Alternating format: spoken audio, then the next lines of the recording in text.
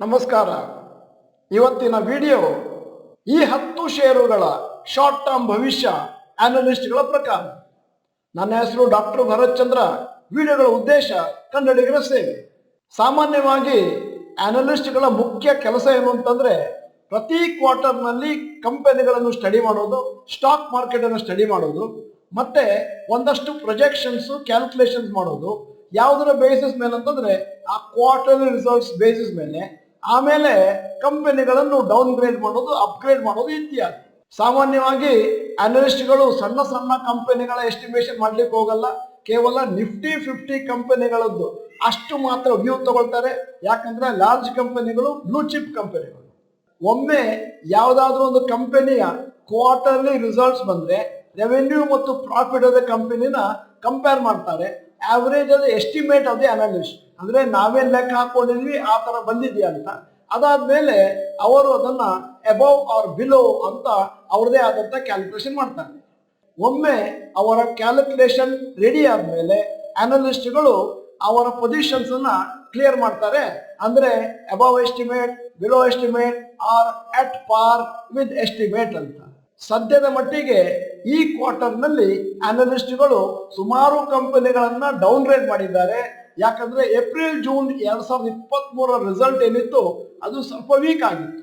ಈಗ ನಿಮ್ಮ ಮುಂದೆ ಒಂದಷ್ಟು ಸೆಲೆಕ್ಟೆಡ್ ಷೇರುಗಳ ಅನಲಿಸ್ಟ್ಗಳ ಪ್ರಕಾರ buy or sell or hold position ನ ಅನಾಲಿಸಿಸ್. ಮೊದಲನೇದಾಗಿ Infosys buy before results 29, after results 18, ಮತ್ತೆ ಹೋಲ್ಡ್ ರೇಟಿಂಗ್ ಬಿಫೋರ್ ರಿಸಲ್ಟ್ಸ್ 9, ಅದಾದ್ಮೇಲೆ ಆಫ್ಟರ್ ರಿಸಲ್ಟ್ಸ್ 15, ಅದಾದ್ಮೇಲೆ ಸೆಲ್ ರೇಟಿಂಗ್ ಬಿಫೋರ್ ರಿಸಲ್ಟ್ಸ್ 8, ಅದಾದ್ಮೇಲೆ ಆಫ್ಟರ್ ರಿಸಲ್ಟ್ಸ್ 12. ಇನ್ನು ಮುಂದಿನ ಕಂಪನಿಗಳ ಬೈ, ಹೋಲ್ಡ್ ಮತ್ತು ಸೆಲ್ ಅನ್ನು ನಾನು ವರ್ಸಸ್ ಅಂತ ಹೇಳ್ತಾ ಹೋಗ್ತೇನೆ. ಅವಾಗ ಆ ಚಾರ್ಟ್ ಅನ್ನು ನೋಡಿದ್ರೆ ನಿಮಗೊಂದು ಐಡಿಯಾ ಸಿಗುತ್ತೆ ಮತ್ತು ವಿಡಿಯೋದ ಲೆಂತ್ ಕೂಡ ಕಮ್ಮಿ ಆಗುತ್ತೆ. HUL company buy 36 versus 26, hold 7 versus 13, sell 2 versus 3. Tech Mahindra buy 22 versus 15, hold 13 versus 13 ಮತ್ತು sell 9 versus 15. Titan buy 27 versus 23, hold 5 versus 8 ಮತ್ತು sell 3 versus 4. Power Grid before results 18 sell, ಅದಾದ್ಮೇಲೆ ಈಗ 14, ಹೋಲ್ಡ್ 4 ವರ್ಸಸ್ 5, ಸೆಲ್ 0 ವರ್ಸಸ್ 3. ಮುಂದಿನ company Asian paint 15 versus 12 by, hold 9 versus 11, sell 14 versus 15. LTI Mindtree buy 21 versus 17, hold 10 versus 11, sell 11 versus 12. Ultratech Cement buy 37 versus 33, hold 4 versus 9, sell 4 versus 4. Bharti Airtel buy 28 versus 25, hold 1 versus 3, sell 3 versus 4. ಮತ್ತು ಕೊನೆಯ company UPL by 25 versus 21, hold 2 versus 6 ಮತ್ತು cell 2 versus 2.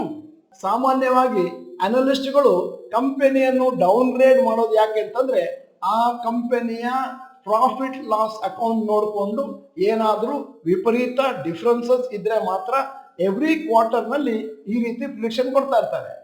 ಮತ್ತೆ ಇನ್ನೊಂದು ವಿಚಾರವನ್ನು ನಮ್ಮ doctor Bharat ಚಂದ್ರ graduates ಅರ್ಥ ಮಾಡ್ಕೊಳ್ಳೇಬೇಕು. ಅನಲಿಸ್ಟ್ಗಳು ಏನ್ ಹೇಳ್ತಾರೆ ಅದು ಕೇವಲ 3 ತಿಂಗಳಿಗೆ ಮಾತ್ರ ಲಾಗು ಆಗುತ್ತೆ. ಲಾಂಗ್ ಟರ್ಮ್ ವ್ಯೂ ಅನ್ನು ಅವ್ರು ಹೇಳೋದೇ ಇಲ್ಲ. ಆ ಲಾಂಗ್ ಟರ್ಮ್ ವ್ಯೂ ನಲ್ಲಿ ಏನಾಗುತ್ತೆ ಅಂತ ನಾವು ಊಹಿಸ್ಕೊಳ್ಬೇಕು. ಅಷ್ಟೇ ಅಲ್ಲ, ನಮ್ಮ ಕಾರ್ಯಾಗಾರದಲ್ಲಿ ಹೇಳಿದ್ದೇವೆ, 3 ಕಂಟಿನ್ಯೂಸ್ ಕ್ವಾರ್ಟರ್ ಅಲ್ಲಿ ಲಾಸ್ ಆದ್ರೆ ಆ ಪರ್ಟಿಕ್ಯುಲರ್ ಶೇರ್ ಅನ್ನು ಮತ್ತೊಮ್ಮೆ ಅವಲೋಕನ ಮಾಡಬೇಕು. ಅದೇ ರೀತಿ ಯಾವ್ದಾದ್ರು ಒಂದು ಶೇರ್ ಅನ್ನು ತಗೊಳ್ತಾ ಇದ್ದು ಅದೇನಾದ್ರೂ ಮೇಲಕ್ಕೆ ಹೋಗದೇ ಇದ್ದ ಸಂದರ್ಭದಲ್ಲಿ 3 ಕ್ವಾರ್ಟರ್ ನಲ್ಲಿ ಕಂಟಿನ್ಯೂಸ್ ಆಗಿ ಪ್ರಾಫಿಟ್ ಚೆನ್ನಾಗಿದೆ ಅಂತಂದ್ರೆ ಆಗ ಮತ್ತೊಮ್ಮೆ ತೆಗೆದುಕೊಳ್ಳುವಂತ ಒಂದು ಪ್ರಯತ್ನವನ್ನು ಕೂಡ ಮಾಡಬಹುದು ಮತ್ತು ಅಟೆಂಪ್ಟ್ ಕೂಡ ಮಾಡಬಹುದು ಅನ್ನುವಂಥದ್ದು ಕಾರ್ಯಾಗಾರದಲ್ಲಿ ವಿಶದವಾಗಿ ಹೇಳಿದ್ದೇವೆ.